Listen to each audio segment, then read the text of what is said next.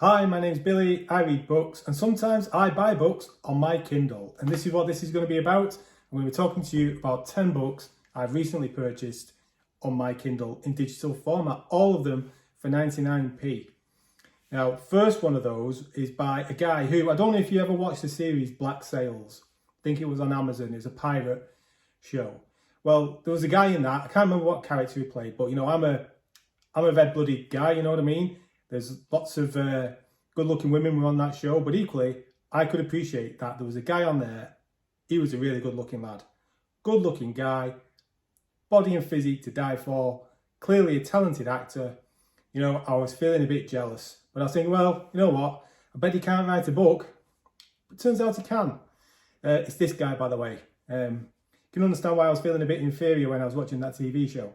But he's called Luke Arnold, and he's written The Last Smile in Sunder City, which is a series. I heard Andrew from Andrew's Wizardly Reads talk about this, and he's quite liked it. And it appears to be like along the lines of Dresden Files. It sounds like a little bit like that.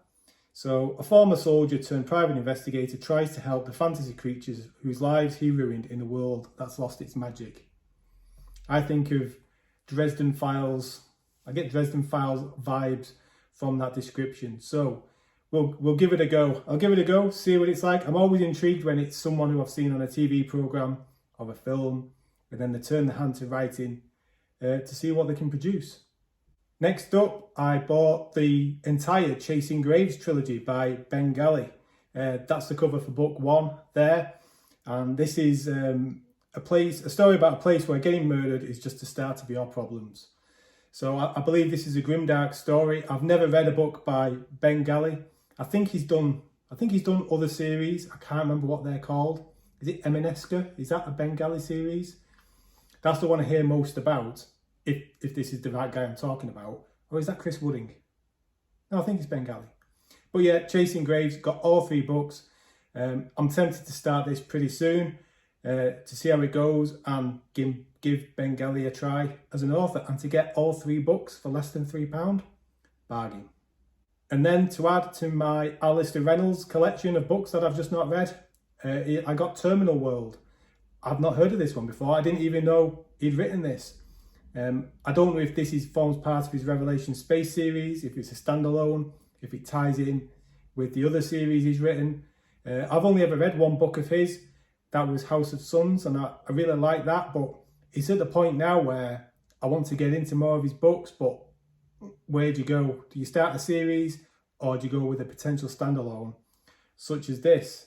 So I don't know much about it. Let me know if you've read it. I don't think it's got the best rating on Goodreads. I'll put it up there.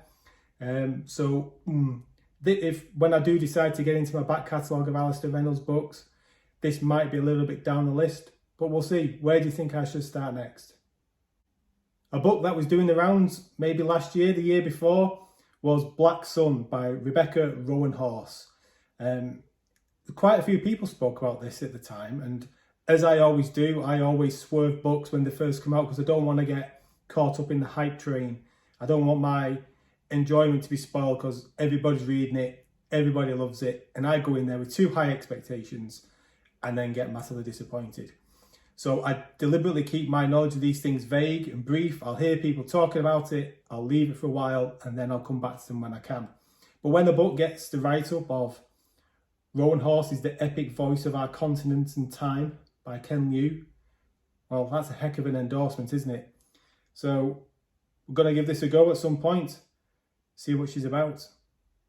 This one, I again think it was Andrew's Wizardly Reads who was talking about this, but it's the cover and the name is what stuck in my mind. I honestly can't remember anything about this. Can't even remember if he said it was any good. It must have been good, otherwise I'd have dismissed it out of hand. But it's The Legacy of the Brightwash by Crystal Matar. No idea about this. I don't know if this is a self-published book. I'm guessing it might be. But yeah, Legacy of the Brightwash. Don't know anything about it. I got it. I'll give it a go. Don't you love it sometimes when an author's name crops up, you've not heard of them before, and you think, oh, this is going to be a debut book in a debut series by an author. And then when you look into what they've actually done, they've done loads. And that was the case for me with Philip C. Quantrell. And I've got the Rise of the Ranger, book 1 in the Echo Saga. Now, there's got the Echo Saga, which has got a few books in it already. And then there's another series as well. Can't remember what that's called. I'll put it here. But that's huge. I think I've got these the right way around. I've not looked into which way around you should read these yet, or if they're separate, or if one's like a prequel or a sequel.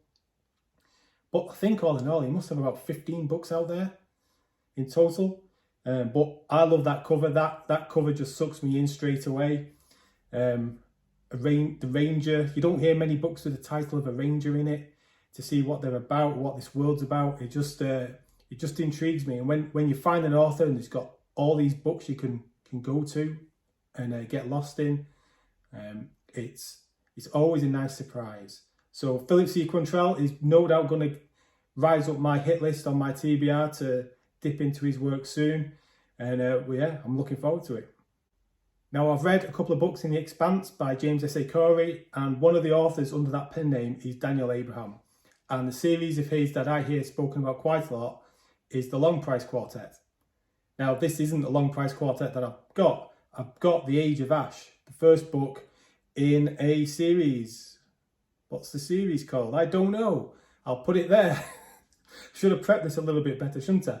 But I think there's a Dagger in the Coin series, and then there's another series, begins with a K, that he's got out. And I believe they're all very slow burn books. I believe the Long Price Quartet was quite a slow burn, where you've lots of character development, and I believe it's the same with his other books as well.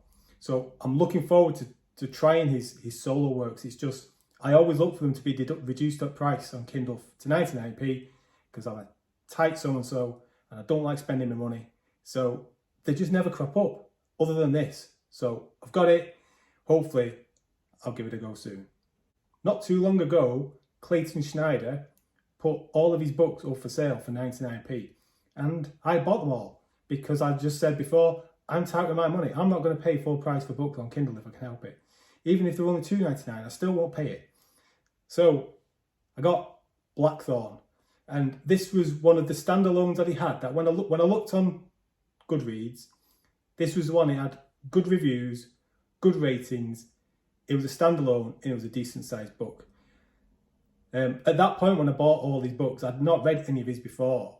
I did go and read Cold West, which was I don't know, is it a short story? It was only very short in size anyway. I don't know if it's classed as a short story or a novella or whatever it was. But I thought that'd be an ideal way to dip my toe in, see what it's like. And I like Cold West. That was almost like a Western type thing. It was only fantastical, really, because it wasn't set in the real world.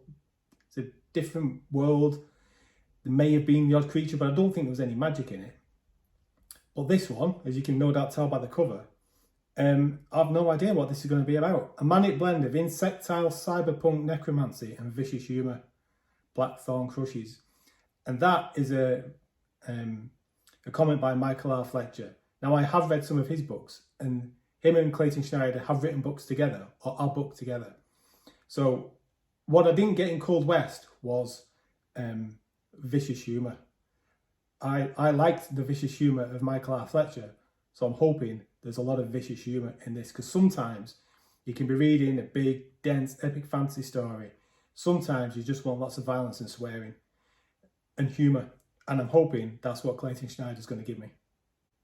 The second to last book I've got is by an author who I've not read before. I've got 3 other books of hers, which I've not read because I'm a bit about whether I'm going to like them or not. But this is Babel by R.F. Kuang. And she's written The Poppy War. And I have The Poppy War. I have all 3 books, but I've just heard so many mixed things about them. I'm dubious about going into this one.